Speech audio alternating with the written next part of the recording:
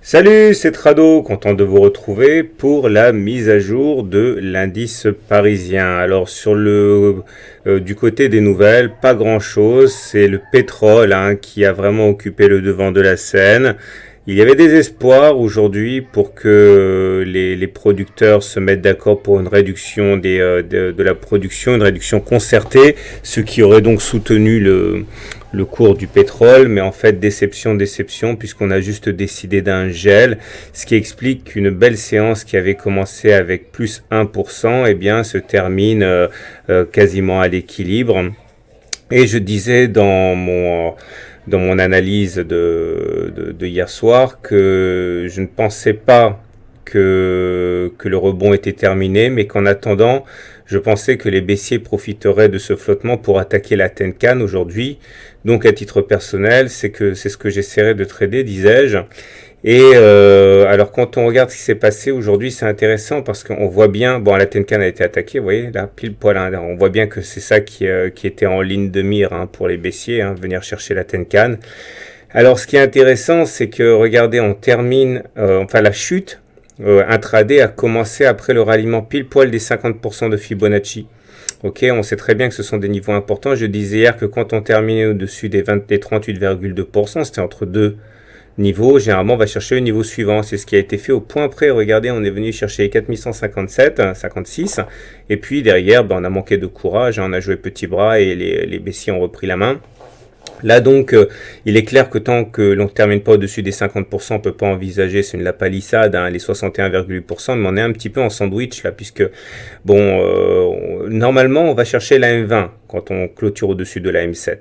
Mais généralement aussi, on reteste la M7 pour vérifier qu'elle est solide avant d'aller chercher la M20. Et là, on a tellement monté qu'on se retrouve dans une situation où on est le cul entre deux chaises et on veut pas trop attaquer la M20 parce qu'on n'a pas testé la M7. Mais si on va chercher la M7, eh bien ça risque de nous plomber au point de faire avorter la hausse en cours. Enfin bon, on verra. En tout cas, regardez, j'ai mis une fourchette d'Andrews. C'est super important la fourchette d'Andrews. Vous prenez 3 points extrêmes consécutifs, un plus bas, un plus haut, un plus bas. C'est même elle qui nous avait donné déjà la dernière fois le point bas du CAC. Et donc ça voudrait dire que normalement il faudrait s'attendre à aller chercher les 4200. C'est mon scénario, aller chercher la Kijun dans un premier temps, aller chercher la M20. Bon. Il faudra quand même compter sur les indices US pour nous aider, parce que je vous ai expliqué, ça veut dire prendre de la liberté par rapport à la M7 qui est assez loin en dessous, ça ne se fera pas tout seul. En tout cas, les indicateurs techniques ne nous apprennent pas grand-chose, même rien du tout. Le RSI est en dessous de 50, donc ça veut dire que les baissiers sont encore aux commandes. Les volumes sont assez faibles, c'est-à-dire qu'il n'y a pas véritablement de conviction. Si on regarde ce qui s'est passé du côté des autres marchés, notamment européens, c'est pareil pour le DAX. Le DAX néanmoins présente une configuration un peu plus calamiteuse, puisqu'on a un avalement baissier ici. Bougie verte, bougie rouge. Le corps rouge avale le petit corps vert, normalement ça c'est baissier. Mais bon, il faut relativiser en ce sens que ça n'intervient pas à un moment très très particulier. Et puis on est soutenu par la Tenkan aussi ici. Et pareil pour l'Eurostoxx. Bon, c'est pas très bon ça, mais c'est pas mauvais non plus parce qu'on a rebondi sur la Tenkan.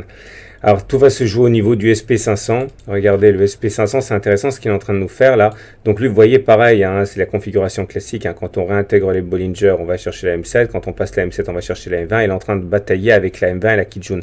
Malheureusement, ce soir, je ne pourrai pas faire une mise à jour en clôture des marchés US exceptionnellement.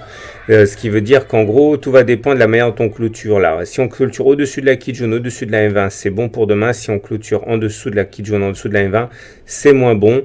Donc je vais me garder d'avoir une opinion trop tranchée pour demain parce que voilà, je peux pas voir ce qui se passe en clôture des marchés US.